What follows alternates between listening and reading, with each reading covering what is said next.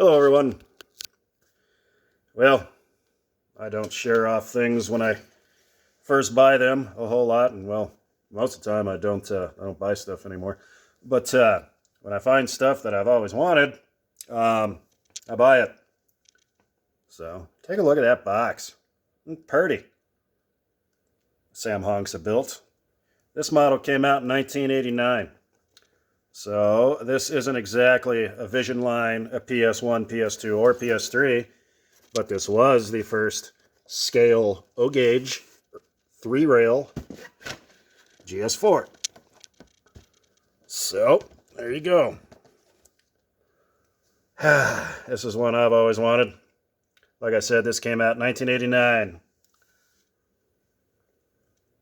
I'll go slow and try not to shake the camera, so everybody can take a look at what your features were. This guy's old enough, no QSI. Wasn't available yet. Like I said, 1989, was not out yet. It's upgradable to it, just not right now. So here's the other thing. Look at the shape of this thing.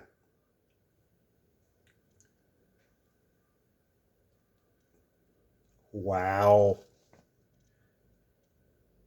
Like I said, 1989. Let me flip this bad boy over.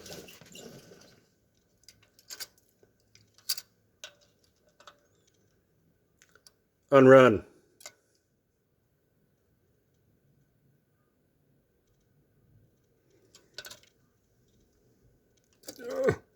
Trying to stay focused there. Hold on. I grab the tender. Look at the wheels. Unrun. This thing's brand new. I got this model for well south of $300. I honestly cannot believe the shape of this. That's why I'm doing this quick little video. I realize it's not the best detailed of the GS4s, but like I said, this was the first one. We will do a much more... I honestly don't even know if I'm going to run this, being that it's brand new.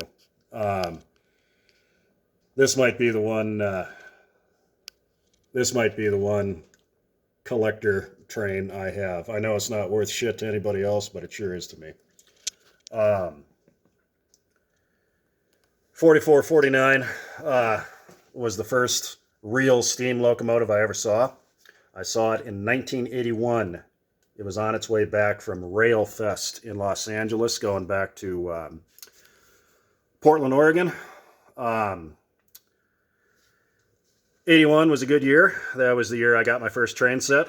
I got to see this the summer before that Christmas. And how my dad did it is we had a little... I grew up... I was born in Santa Monica, California. And my parents, shortly after that, sold their apartment and moved out to a small suburb in Ventura County called Simi Valley. Simi Valley in the olden days was called Santa Susana because we had a little pass over there that went in between Simi Valley and the San Fernando Valley. It also had a very famous depot over there called the Santa Susana Depot. And my father and I would always go, well, you guys would call it rail fanning. I would call it, I used to like putting pennies on the track and watching the big Southern Pacific freight trains and the, what do you call it, the Amtraks zip through there. And that was perfectly fine with me. And then one Sunday morning, my father takes me down there, and this is back before there were all sorts of rules and shit. Like I said, it was 1981. And I'm down there on the tracks, you know, because you just used to be able to wait by the side of the tracks or whatever. And it had a banked curve coming from the east to go west. So, and you couldn't see very far down the track because that curve was fairly tight. So I'm sitting there waiting for the train like we always do. And it sounds different. And all of a sudden, this guy comes ripping around that corner. As a little kid, I about crapped my pants. So, wasn't the first time I saw this. I saw it in 85 or 86. Some of you guys might remember a movie that had Burt Lancaster and Kirk Douglas in it called Tough Guys. And the original story kind of revolved around this train. And I got to see it on its way down to its filming location in Los Angeles.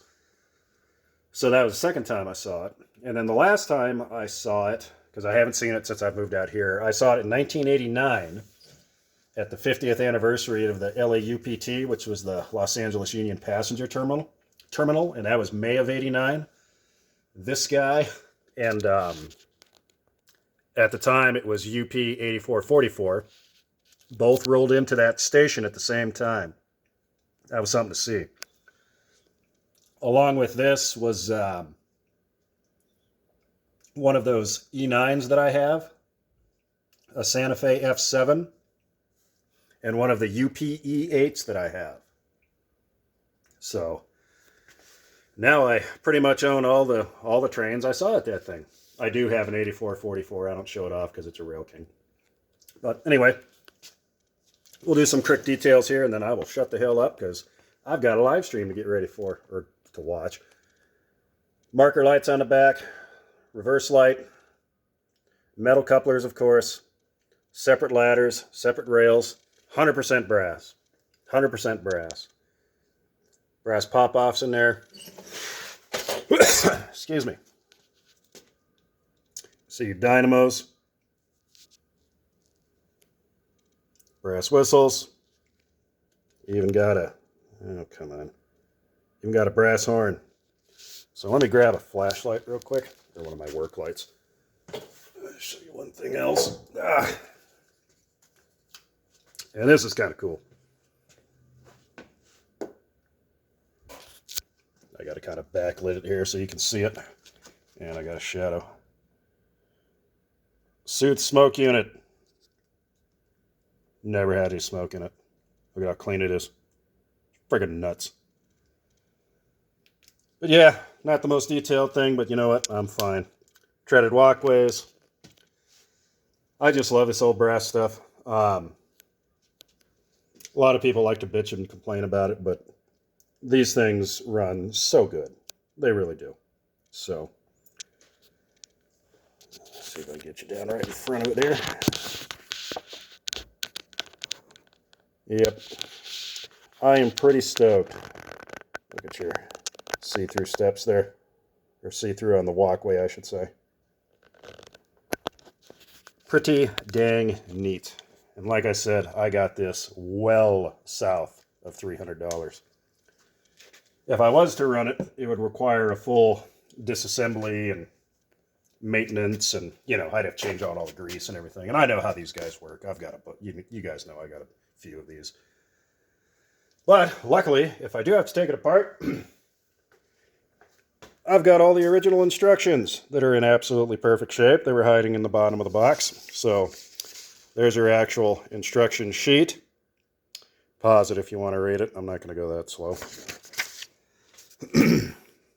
Operating instructions.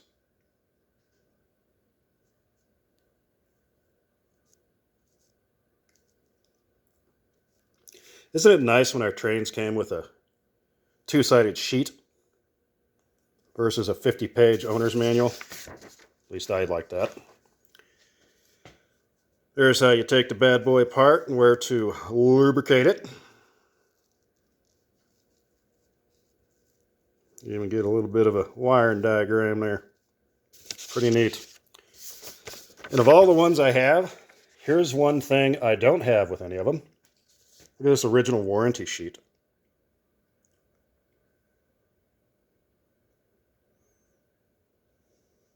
Cut at the dotted line.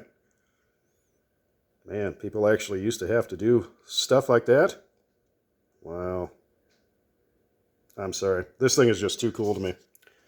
So, anyway, I've got a live stream to go watch here before too long, but here's a final parting shot. It does seem kind of light. I'm probably going to have to, if I do decide to run it, I got a feeling I'm going to have to add weight to it somewhere, but that'll be all right. That'll be A-okay.